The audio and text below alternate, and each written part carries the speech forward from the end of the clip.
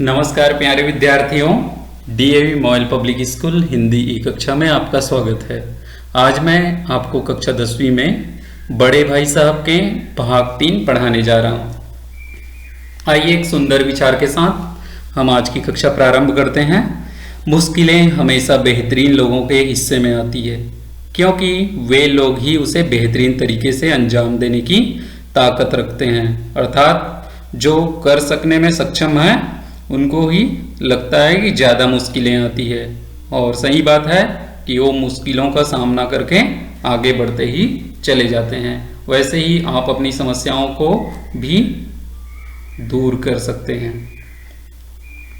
बड़े भाई साहब भाग 3। इसकी पूर्व कक्षा में हमने बड़े भाई साहब और लेखक की बचपन की बातों को बताया था। लेखक को बड़े भाई द्वारा समझाने की बात बताई थी हमने, बहुत समझाते हैं पढ़ाई लिखाई के मामले में। फिर बड़े भाई साहब परीक्षा में उत्तीर्ण हो जाते हैं और लेखक कक्षा में प्रथम आ जाते हैं। अब आगे क्या होता है देखते हैं। तो बड़े भाई साहब, अब भाई साहब बहुत कुछ नरम पड़ गए थे जो उनके बड़े भाई साहब थे। लेखक कहते हैं कई बार मुझे डांटने का अवसर पाकर भी वह धीरज से काम लेते थे। शायद वह अब थोड़ा थोड़ा समझने लगे थे कि मुझको डांटने का अधिकार नहीं रहा, या रहा भी तो बहुत कम हो गया। अपने आप में वो थोड़ा तुच्छ समझने लगा अपने आप को, और मेरी स्वच्छंदता, मेरी आज़ादी भी बढ़ गई।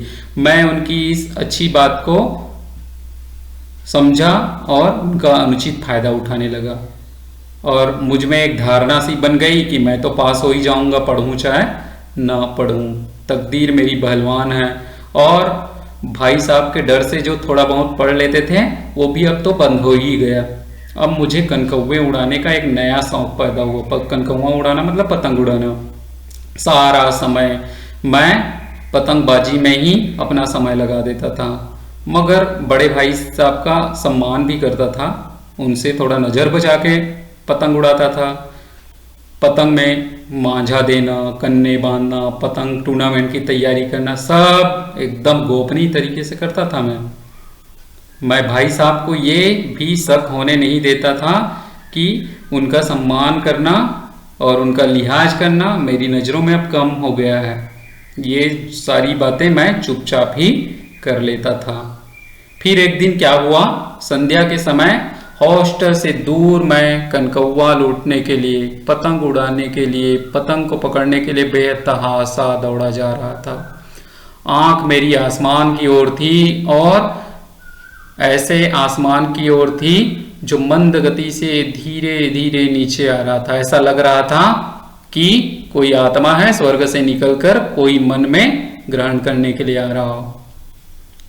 छोटे छोटे लड़के थे, उनकी सेना भी बांस जो थे उनको लिए पतंग को मारने के लिए दौड़ रहे थे। किसी को अपने आगे पीछे की खबर भी नहीं थी। सभी ऐसे लग रहे थे, ऐसे कर रहे थे मानो पतंग के साथ ही आकाश में उड़ रहे हो, जहां सब कुछ समतल है, न मोटर कार, न कोई ट्राम, न कोई गाड़ी। ऐसे समतल जगह में सब लोग उस पतंग को देख रहे थे। सहसा, सहसा मतलब अचानक, अचानक मेरी मुलाकात नहीं, मुठभेड़ हो गई। किससे? बड़े भाई साहब से, जो शायद अभी तो बाजार से ही लौट रहे थे।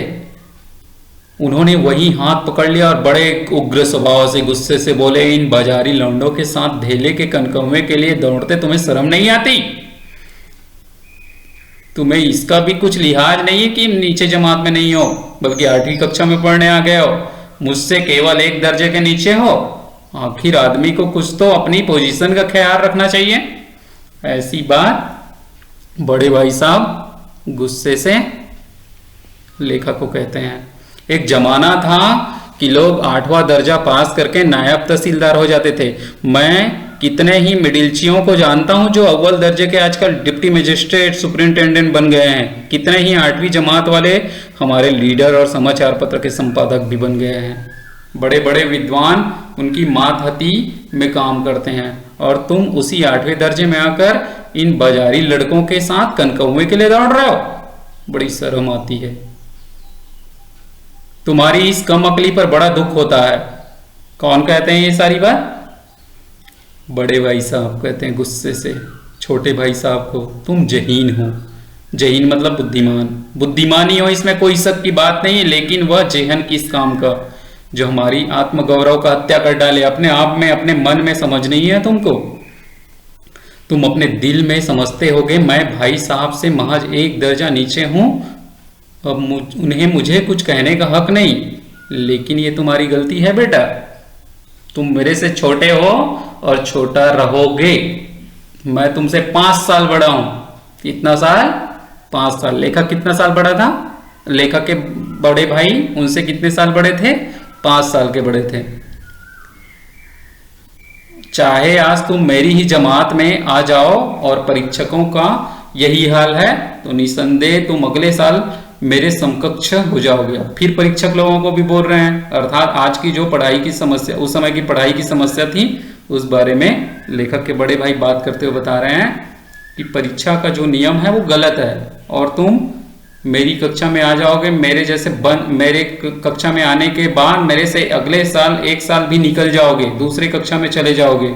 मैं भले वहीं का वहीं रहूं, लेकिन मुझ में और तुझ में जो 5 साल का अंतर है उसे तुम क्या खुदा भी नहीं मिटा सकता। अर्थात 5 साल मैं तुमसे बड़ा ही रहूंगा।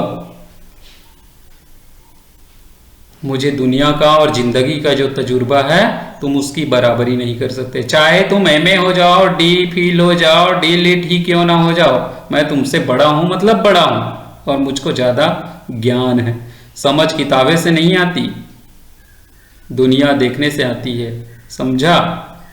हमारी अम्मा ने कोई दर्जा पास नहीं किया। उदाहरण देते हुए लेखक के बड़े भाई साहब उनको समझाते हैं और कहते हैं कि हमारी अम्मा जो है वो कोई दर्जा पास नहीं की, कोई कक्षा पास नहीं की फीस, और दादा भी शायद 5वीं 6वीं ही पढ़े थे, लेकिन दोनों इस दुनिया की सारी विद्या जान लेते हैं। सारा ज्ञान है उनको। अम्मा और दादा को हमें समझाने और सुधारने का अधिकार तो हमेशा रहेगा।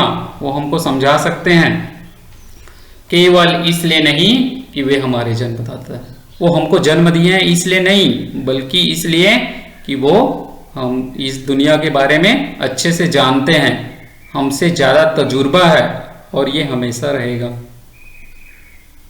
अमेरिका में किस तरह की राज व्यवस्था है वो नहीं जानते।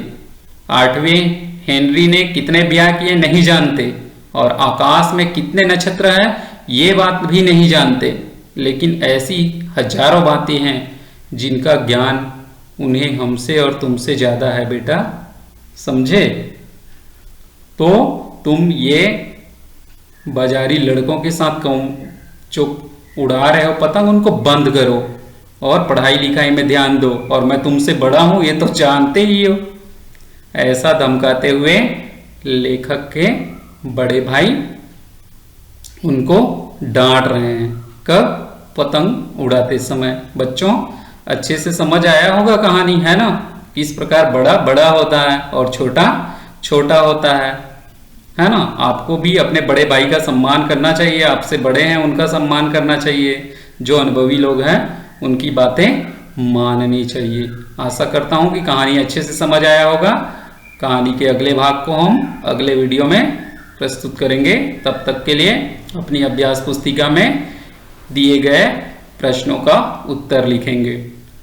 प्रश्न 1, बड़े भाई के द्वारा डांटे न जाने पर लेखक क्या करने लगता है?